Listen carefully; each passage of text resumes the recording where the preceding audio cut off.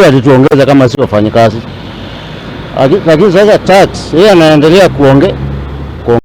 So whereby ile mshahara tunapewa hata kama ni 10,000 hakuna kitu imeongezwa kulingana na yeye, but tax yake anaendelea kuweka juu. So inakuwa kama alikuwa analipwa 10,000, mshahara imerudi chini kwa tax yake. Unapata mtu anapata kama 6. Vile alitokuwa ushukani kutoka kwa President Uhuru, uchumi ilikuwa bado ilikuwa mbaya. Hata sasa ameng'ang'ana, amefikisha naona tukielekea pazuri. Vile mambo inaenda, heri tu rais kama ni kupunguza mafuta apunguze, kama ni kupandisha apandishe mara moja. Na bado Wakenya wanaumia, maisha yamekuwa ngumu, hata kuleta chakula kwa meza ni shida. But vitu zenye anaongeanga zote, mimi naona hatuna uongo.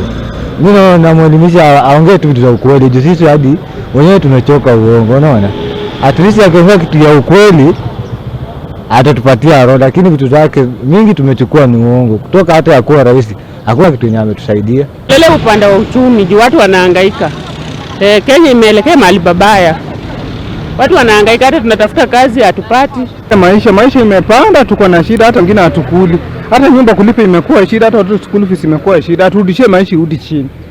Ingawaje tulikuwa tunamlaumu jinsi vile anaenda.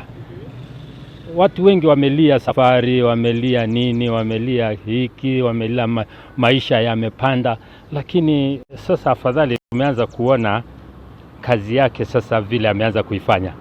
Unajua mara kwanza ilikuwa inaonekana ni kama the power of the tribe. Tunaweza kuwa tumemharakisha sana, lakini tupate tu hopes juu tunajua bado 2037 bado atakuwa tu hapo. So bado kuna wenye bado wataona alikuwa amefanya kazi na bado watamchagua.